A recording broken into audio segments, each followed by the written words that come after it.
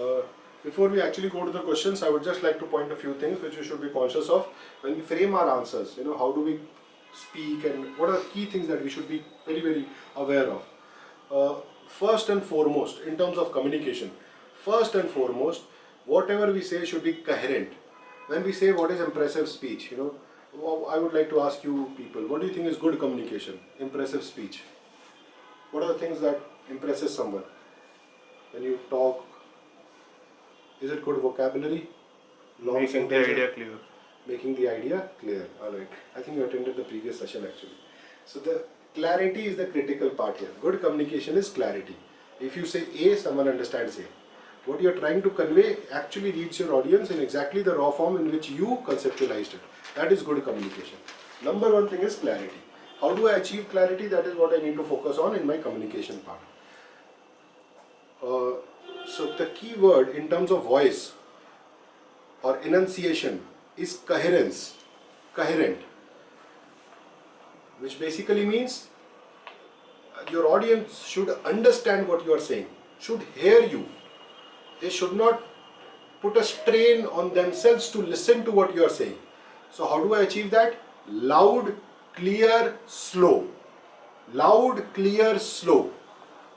If someone actually feels a need to say pardon, then somewhere we are not doing our job properly. So loud, clear, slow.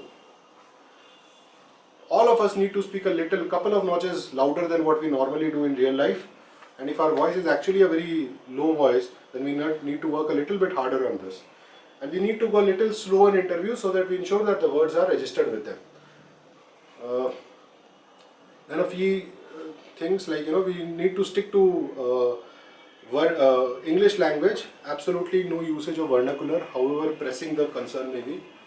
So stick to English language. Avoid quotations. What they are looking for is original thinking.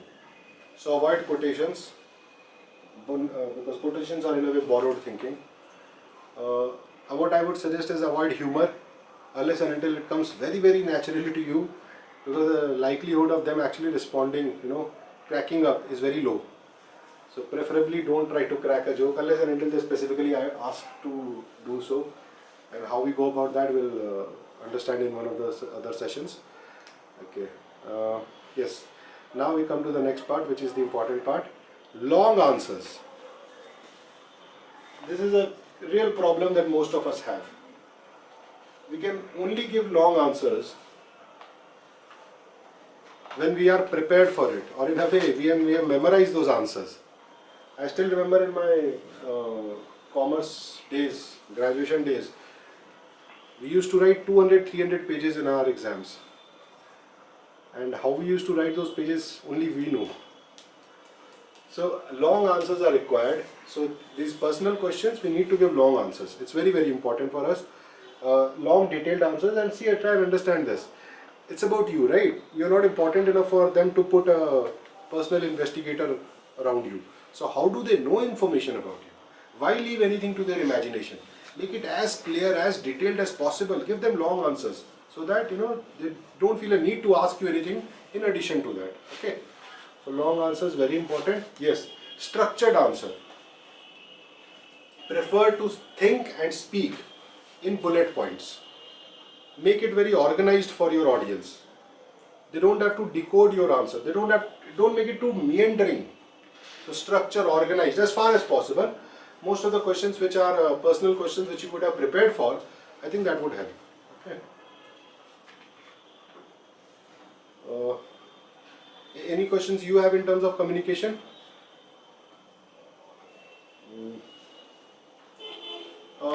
Prefer short sentences and avoid unnecessary long words or difficult words. If you just think that you are using them for good impression, it won't help.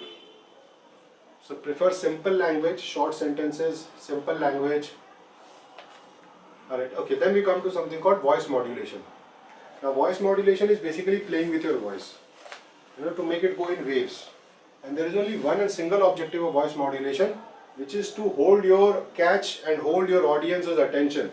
There is no possible reason why you should use voice modulation unless and until this is what you want to do. Now see, try and understand. because they are stiff bored with all the interviews and all. The only way you can still hold their attention is by trying a few tactics like this. Now what you do in voice modulation is you take your voice up and down, and this again, like eye contact, comes with practice. It cannot come instantly in the interview stage. So what you have to do here is that every time you try to talk with people, you try to use this voice modulation technique, okay? And ideally what you should do is that your voice should go up when you have to emphasize on something, and it comes down when the matter is not that relevant to your audience. That is all you try to do. But again, what I would like to say is that practice till you go for the interview, but don't become too conscious of it. Alright? But this is something you have to practice, and it won't come naturally. And yes, again, don't make it too extreme. Your voice is moving like in waves and all, and starts looking like a Shakespeare drama or something. So try to make your speech interesting. That is the overall objective. Alright, I think we'll discuss the questions now. Thank you.